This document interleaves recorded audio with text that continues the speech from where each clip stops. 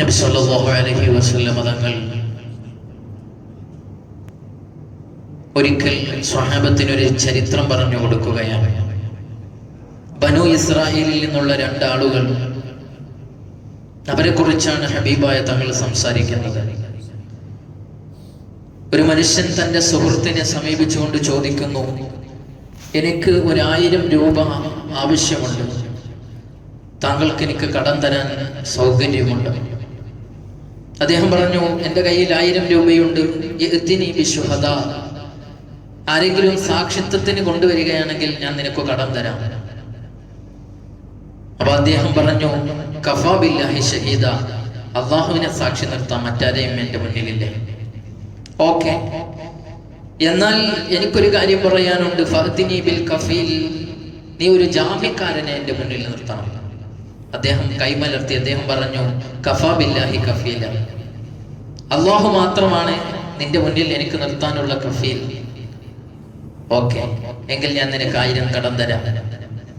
നല്ല മനുഷ്യൻ, അദ്ദേഹം 1000 ദീനാർ കൊടുത്തു. ഈ 1000 ദീനാറുമായി ഫഖറജ ഫിൽ ബഹർ, അദ്ദേഹം തീരത്തെത്തുകയും തൻ്റെ ജോലിക്ക് ഷിപ്പ് കയറി അദ്ദേഹം യാത്ര പോവുകയും ചെയ്തു. അങ്ങനെ അദ്ദേഹം യാത്രയൊക്കെ കഴിഞ്ഞ് അദ്ദേഹത്തിൻ്റെ ആവശ്യങ്ങളൊക്കെ നിർവഹിച്ച് കച്ചവടമൊക്കെ ചെയ്ത് ലാഭമുണ്ടാക്കി 1000 രൂപ ഇനി തിരിച്ചു കൊടുക്കാനുള്ള ദിവസമായി. തീരദേശത്തെത്തി, തുറമുഖത്തെത്തി നോക്കിയപ്പോൾ ഒരു കപ്പലുമില്ല. എന്ത് ചെയ്യും? പറഞ്ഞ ഡേറ്റ് തെറ്റിക്കാൻ പറ്റില്ലല്ലോ. അള്ളാഹുവെ വക്കീലാക്കി, അള്ളാഹുവെ ഷാഹിദാക്കി വാങ്ങിയ കടം അത് തിരിച്ചു കൊടുക്കാതിരുന്നാൽ അദ്ദേഹത്തിന്റെ മനസ്സിൽ വല്ലാത്ത വിഷമം വന്നു. ഒരു നിലക്കും അവിടെ എത്താൻ കഴിയില്ലെന്ന് കണ്ടപ്പോ അദ്ദേഹം ഒരു വലിയ മരത്തടി എടുത്തു. എന്നിട്ട് അദ്ദേഹം അത് കീറി ഒരു ഹോൾ ഉണ്ടാക്കി അതിനകത്ത് 1000 ദീനാർ വെച്ചു. ഒരു ലെറ്ററും എഴുതി വെച്ചു, എനിക്ക് വരാൻ കഴിയാത്തത് കൊണ്ടാണ്, എനിക്ക് അങ്ങോട്ട് എത്താനുള്ള ഒരു സംവിധാനവുമില്ല, എല്ലാ സംവിധാനങ്ങളും നിലച്ചിരിക്കുകയാണ്. അതുകൊണ്ട് ഞാൻ അള്ളാഹുവിനെ സാക്ഷിത്വം നിർവഹിച്ച് നിന്നിൽ നിന്ന് വാങ്ങിയ 1000 ദീനാർ ഇതാ, ഞാൻ ഈ മരത്തടിയിൽ നിക്ഷേപിച്ചിട്ടുണ്ട്, അത് നീ എടുത്തോളൂ എന്ന ലെറ്ററും എഴുതി ഈ മനുഷ്യൻ കടലിലേക്ക് വലിച്ചെറിയുകയാണ്. എന്നിട്ട് പിന്നെ അള്ളാഹുവോടാണ് അദ്ദേഹം സംസാരിക്കുന്നത്. അല്ലാഹുമ്മ ഇന്നക തഅലമു അന്നി കുന്തു തസല്ലഫ്തു ഫുലാനൻ അൽഫ ദീനാറിൻ ഫസഅദനി കഫീല ഫഖുൽതു കഫാ ബില്ലാഹി കഫീല ഫറദിയ ബിക വസഅദനി ഷഹീദ ഫഖുൽതു കഫാ ബില്ലാഹി ഷഹീദ. പടച്ചോനെ, നിന്നെ സാക്ഷിത്വം നിർവഹിച്ച് നിന്നെ ജാമ്യക്കാരനാക്കി മുന്നിൽ വെച്ച് 1000 രൂപ ഞാൻ കടം ചോദിച്ചപ്പോൾ എനിക്ക് വിശ്വസ്തയോടെ കടം തന്ന ഒരു മനുഷ്യനുണ്ട്, എന്നെ പ്രതീക്ഷിച്ചിരിക്കുന്ന ഒരു മനുഷ്യൻ, ആ മനുഷ്യനിലേക്ക് നീ ഇത് എത്തിച്ചു കൊടുക്കണേ എന്ന് അദ്ദേഹം പ്രാർത്ഥിക്കുകയാണ്. എന്നാൽ ഇപ്പുറത്ത് താൻ കടം കൊടുത്ത മനുഷ്യൻ തീരദേശത്ത് വന്ന് നിൽക്കുകയാണ്. ആ ദിവസം ഡേറ്റിൽ കാത്തിരിക്കുന്നു, തന്റെ സഹോദരൻ എപ്പോ വരും, എനിക്ക് പണം തരൂലേ, എന്ന് വരുമല്ലോ, കൃത്യമായി വരുമെന്ന് പറഞ്ഞവനാണ്, അള്ളാഹുവിന്റെ സാക്ഷിത്വം നിർവഹിച്ചു കൊണ്ടുപോയവനല്ലേ, എന്നെ പറ്റിക്കൂല എന്ന ഉറപ്പിൽ അദ്ദേഹം നിൽക്കുന്നു. പക്ഷെ ഒരു ഷിപ്പും കാണുന്നില്ല. ഇമാം ബുഖാരി റളിയല്ലാഹു അൻഹു റിപ്പോർട്ട് ചെയ്ത ഹദീസ്, ഒരു ഷിപ്പും കാണുന്നില്ല. ആ സമയത്ത് അദ്ദേഹം വളരെ വിഷമത്തോടെ വൈഷമ്യത്തോടെ നിൽക്കുമ്പോഴാണ് ഒരു വലിയ മരത്തടി ഒലിച്ചു വരുന്നത് കാണുന്നത്. ഓളങ്ങൾ, കല്ലോല ജാലങ്ങൾ ഇങ്ങനെ മുന്നോട്ട് കൊണ്ടുവന്ന് തള്ളി തള്ളി അദ്ദേഹത്തിന്റെ മുന്നിലേക്ക് ഇട്ട് കൊടുക്കുകയാണ്. കത്തുന്നവരൊക്കെ ഊരുന്ന കഴുക്കോല് ലാഭം എന്ന് പറഞ്ഞ പോലെ കുറെ പ്രതീക്ഷിച്ചിരുന്ന് ഒന്നും കിട്ടാതെ വന്നപ്പോ ഈ മരത്തടിയെങ്കിലും കൊണ്ടുപോയ വീട്ടിൽ, അതുകൊണ്ട് വല്ലതും കത്തിച്ച് ഭക്ഷണം ഉണ്ടാക്കാലോ എന്നിങ്ങനെ അദ്ദേഹം ആലോചിച്ചു. ആ മരത്തടി എടുത്ത് വീട്ടിലേക്ക് പോയി. വീട്ടിലെത്തി അദ്ദേഹം ഈ മരം കീറി മുറിച്ചപ്പോൾ അദ്ദേഹത്തിന് അത്ഭുതമായ ഒരു കാഴ്ചയാണ് അതിൽ നിന്ന് കാണാൻ കഴിഞ്ഞത്. അദ്ദേഹത്തിനതാ ഈ മനുഷ്യന് കൊടുത്തയച്ച ആ ധനവും അതിലെഴുതിയ കുറിപ്പും അദ്ദേഹത്തിന് കിട്ടുകയാണ്. വല്ലാത്ത സന്തോഷമായി. അപ്പൊ ഈ പണം അദ്ദേഹം എടുത്തു, അദ്ദേഹം സൂക്ഷിച്ചു ഉപയോഗിച്ചു. ദിവസങ്ങൾ കഴിഞ്ഞു. നേരത്തെ തന്നിൽ നിന്ന് കടം കൊടുത്തയാൾ അദ്ദേഹത്തിന്റെ നാട്ടിലേക്ക് തിരിച്ചെത്തി. അദ്ദേഹത്തിന് വല്ലാത്ത വിഷമമുണ്ട്. 1000 രൂപ വാങ്ങിയിട്ട് ഞാൻ കൊടുത്തിട്ടില്ല എന്നാണ് അദ്ദേഹം ഇപ്പോഴും മനസ്സിൽ കരുതിയത്. ഇദ്ദേഹത്തിന്റെ കയ്യിൽ കിട്ടിയ വിവരമൊന്നുമില്ല. ഈ മനുഷ്യൻ 1000 രൂപയുടെ 1000 ദിർഹമിന്റെ പണക്കിഴിയുമായി താൻ കടം വാങ്ങിയ കടക്കാരന്റെ വീട്ടിലേക്ക് വന്ന് ഡോറ് മുട്ടുകയാണ്. ഡോറ് മുട്ടിയപ്പോൾ അദ്ദേഹം പുറത്തേക്ക് വന്നു. എന്തേ നീ വരാനുള്ള കാരണം? അദ്ദേഹം പറഞ്ഞു, 1000 രൂപ ഞാൻ നിങ്ങളിൽ നിന്ന് കടം വാങ്ങിയിരുന്നു, തിരിച്ചു തരാൻ എനിക്ക് അതിയായ ആഗ്രഹം ഉണ്ടായിരുന്നു, എൻ്റെ കയ്യിൽ പണം ഉണ്ടായിരുന്നു, പക്ഷേ അവിടെ എത്തിക്കാനുള്ള ഒരു മാർഗം എൻ്റെ കയ്യിലില്ലായിരുന്നു, ക്ഷമിക്കണം. ഇത്ര ദിവസത്തോളം താമസിച്ചു പോയതിൽ ക്ഷമാപണം നടത്തിക്കൊണ്ട് ആ മനുഷ്യൻ 1000 രൂപയുടെ പണക്കിഴിങ്ങനെ വെച്ച് നീട്ടുമ്പോൾ ഈ മനുഷ്യൻ പറയുകയാണ്,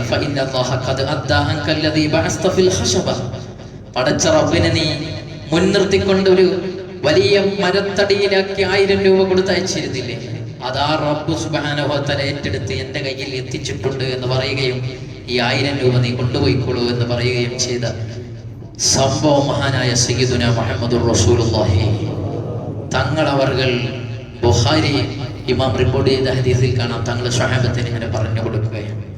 എന്താണ് ഈ സംഭവം ഇവിടെ വിവരിക്കാനുള്ള കാരണം? ഈജിപ്തിലെ ഒരു ആക്ടിവിസ്റ്റായ സാറ അൽ അക്കാരി എന്ന് പറയുന്ന സഹോദരി തുടങ്ങി വെച്ച ഒരു സംരംഭം, C2C, a bottle of hope to Gaza. ഗസയിലെ മുഅ്മിനീങ്ങൾക്ക്, ഗസയിലെ മുഅ്മിനീങ്ങൾ അനുഭവിക്കുന്ന പരാധീനതകൾ, പട്ടിണി കൊണ്ട് ഒരു നേരത്തെ അന്നത്തിന് വേണ്ടി കാത്തിരിക്കുകയാണ് ദിവസങ്ങളോളം. അവിടുത്തെ അവസ്ഥ വളരെ പരിതാപകരമാണ്. പട്ടിണി കൊണ്ട് മരിച്ചുകൊണ്ടിരിക്കുന്ന ഒരു സാഹചര്യമാണ്. ഇത് സഹിക്കാൻ വയ്യാതെ ഈജിപ്തുകാരിയായ ആ പെണ്ണു ചെയ്തത്, ചെറിയ ഒരു ബോട്ടിലെടുത്ത് ആ ബോട്ടിലിൽ അരിയും പയറും ഉണങ്ങിയ ധാന്യങ്ങളുമെല്ലാം കുത്തി നിറച്ച് അല്ലാഹുവിനെ തവക്കുലാക്കിയിട്ട് കടലിലേക്ക് വലിച്ചെറിയുകയാണ്. പടച്ച റബ്ബിനെ തവക്കുലാക്കിയിട്ട് വലിച്ചെറിയുന്നു. അതിലൊരു എഴുത്തുണ്ട്, ഇത് നിങ്ങളുടെ സ്വന്തം ഇന്നാലിന്നവളാണ് ഇത് നിങ്ങളിലേക്ക് എത്തിക്കുന്നത്, അവിടെ എത്തുമോ എന്ന് എനിക്കറിയില്ല. വലിച്ചെറിഞ്ഞ ആ മെഡിറ്ററേനിയൻ സീയിലൂടെ ഓളപ്പരപ്പുകളിലൂടെ പറന്ന് നടന്ന് അവസാനം അത് ഗസയിൽ ഇതെത്തുന്നു.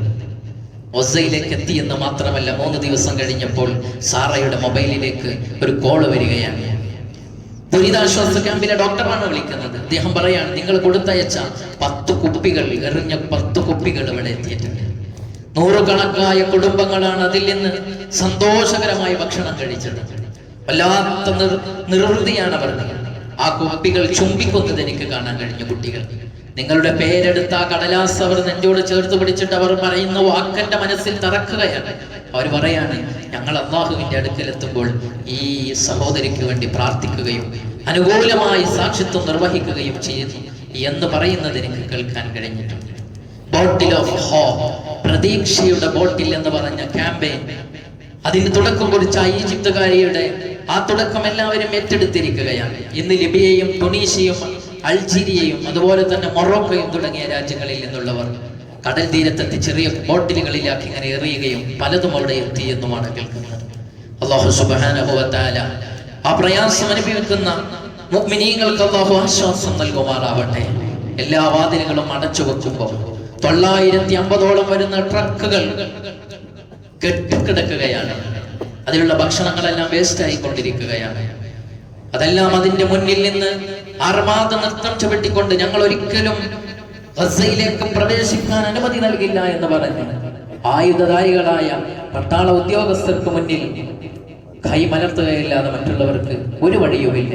കരമാർഗം അടച്ചിരിക്കുകയാണ്, വ്യോമമാർഗം അടച്ചിരിക്കുകയാണ്.